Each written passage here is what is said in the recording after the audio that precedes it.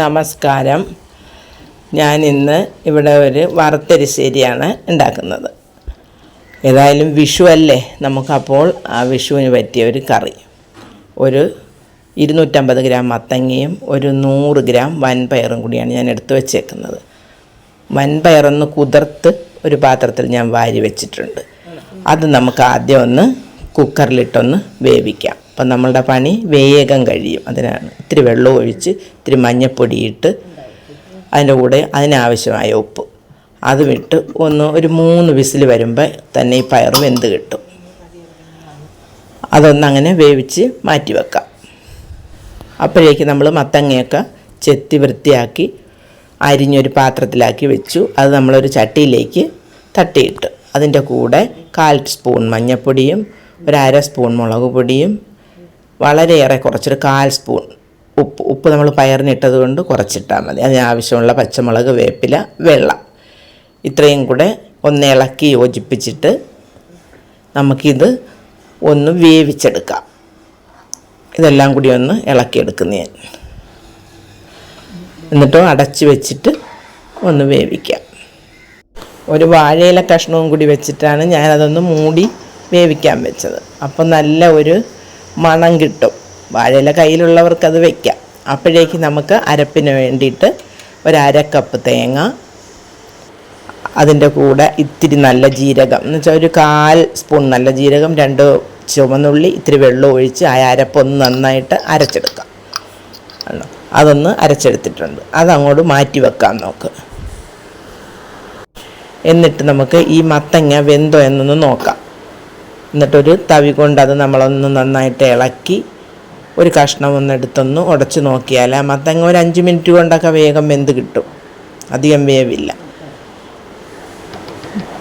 അതിലേക്ക് നമ്മൾ ഈ വേവിച്ച് വെച്ചിരിക്കുന്ന പയർ ഈ മത്തങ്ങയിലേക്ക് ചേർത്ത് കൊടുക്കാം. ആ പയറും അതിലുള്ള വെള്ളവും എല്ലാം കൂടി ഒന്നിച്ച് ചേർക്കാം. എന്നിട്ട് അതൊന്നും കൂടി ഒന്ന് ഇളക്കി യോജിപ്പിച്ച് അടച്ചു മൂടി വീണ്ടും ഒന്നും കൂടി ഒന്നിച്ചിരുന്നൊന്ന് വേകട്ടെ. രണ്ടും കൂടി ഒന്നിച്ച് വെന്ത് വരുമ്പോഴാണ് അതിനൊരു ടേസ്റ്റ് കൂടുതൽ കിട്ടുന്നത്. പിന്നെ നമ്മൾ പയർ കുറേ നേരം ഇട്ട് ചട്ടിയിലിട്ട് വേവിക്കണ്ടല്ലോ, അതാണ് കുക്കറിലൊന്ന് അടിച്ചെടുത്തത്.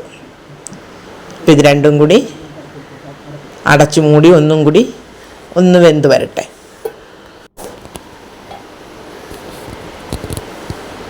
നമ്മളൊന്ന് തുറന്ന് നോക്കിയപ്പോൾ അത് വീണ്ടും ഒന്നും കൂടി അത് വെന്തിട്ടുണ്ട്. അപ്പോൾ ഒന്നുകൂടെ അത് ഇളക്കി കൊടുക്കാം. അതിന് ഉപ്പ് എല്ലാം അതിൽ നന്നായിട്ട് പിടിച്ചു വരട്ടെ. ഇനി നമുക്ക് അതിനകത്തേക്ക് ആ അരപ്പ് ചേർത്ത് കൊടുക്കാം. ഈ വെന്ത കഷ്ണത്തിലേക്ക് അരപ്പിട്ട് ഗ്യാസിൻ്റെ ഫ്ലെയിം ഒന്ന് കുറച്ച് വെച്ചിട്ട് വേണം ഈ അരപ്പ് അതിലേക്ക് ഇട്ട്, അല്ലെങ്കിൽ തിളച്ച് വല്ലാതെ പതഞ്ഞു പോകും. അപ്പോൾ നമുക്കൊന്ന് ഇളക്കി മാറ്റി വെച്ചിട്ട് ഒരു ചീനച്ചട്ടി അടുപ്പത്ത് വെച്ച് ഒരു 2 ടേബിൾ സ്പൂൺ വെളിച്ചെണ്ണ ഒഴിച്ച് കടുക് ഇട്ട് കടുകൊന്ന് പൊട്ടി വരുമ്പോൾ ഉണക്കമുളക് ഇട്ട് കൊടുക്കാം. ആ ഉണക്കമുളക് ഒന്ന് മൂക്കുമ്പോഴേക്ക് ഒരു 100 ഗ്രാമോളം ചെറിയ ഉള്ളി ചെറുതായിട്ട് അരിഞ്ഞതും കൂടി ചേർത്ത് കൊടുക്കാം. അതൊന്ന് മൂത്ത് വരട്ടെ. നന്നായിട്ടൊന്ന് ഇളക്കി കൊടുക്കാം നമുക്ക്. ചെറിയ ഉള്ളി വറുത്ത് ചേർക്കുമ്പോഴാണ് എരിശ്ശേരിക്ക് നല്ല ടേസ്റ്റ് കിട്ടുന്നത്. ആ ഉള്ളി ഒന്ന് മൂത്ത് വന്നപ്പോൾ അതിലേക്ക് ഒരു 1/2 കപ്പ് തേങ്ങ, ചിരകിയ തേങ്ങ ഇട്ട് കൊടുക്കുന്നുണ്ട്. ആ ഉള്ളിയും തേങ്ങയും കൂടെ വീണ്ടും നന്നായിട്ടൊന്ന് മൊരിയിച്ചെടുക്കാം. നല്ല ചുമക്ക ഒന്ന് മൊരിയണം. അത് മൊരിയുമ്പോഴേക്ക് നമുക്ക് അതിലേക്ക് ഇത്തിരി കരിവേപ്പിലയും കൂടി ഇട്ട് കൊടുക്കാം. കരിവേപ്പിലയൊക്കെ ഇട്ട് ആ തേങ്ങ ഒന്ന് ചുമന്ന് വരട്ടെ. തേങ്ങ നന്നായിട്ട് ചുമന്ന് വന്നിട്ടുണ്ട്. അപ്പോൾ നമുക്ക് വേവിച്ച് വെച്ചിരുന്ന മത്തങ്ങയിലും പയറിലേക്ക് ഈ വറുത്ത തേങ്ങ ഇട്ട് കൊടുക്കാം. ഈ തേങ്ങ ഇട്ട് കൊടുക്കുന്ന ഭാഗം വന്നപ്പോൾ എൻ്റെ കൈ ഒന്ന് പൊള്ളി ആ ചീനച്ചട്ടി തട്ടി. അതുകൊണ്ട് എനിക്ക് ആ ക്ലിപ്പ് എടുക്കാൻ പറ്റിയില്ല. എല്ലാവരും എന്നോട് ക്ഷമിക്കണം. അടുക്കളയിലൊക്കെ എല്ലാവരും പണിയെടുക്കുമ്പോൾ കൈയൊക്കെ പൊള്ളാതെ സൂക്ഷിക്കണം. വിഷുക്കാലമൊക്കെയാണ്. അപ്പോൾ എല്ലാവർക്കും പണി കൂടുതലുള്ളതല്ലേ. അപ്പോൾ നമ്മുടെ മത്തങ്ങ എരിശ്ശേരി ഏകദേശം ആയിട്ടുണ്ട്. എല്ലാവരും ഒന്ന് ഉണ്ടാക്കി നോക്കണേ. നിങ്ങൾക്ക് എൻ്റെ വീഡിയോ ഇഷ്ടമായാൽ കമൻറ്റ് ചെയ്യണേ.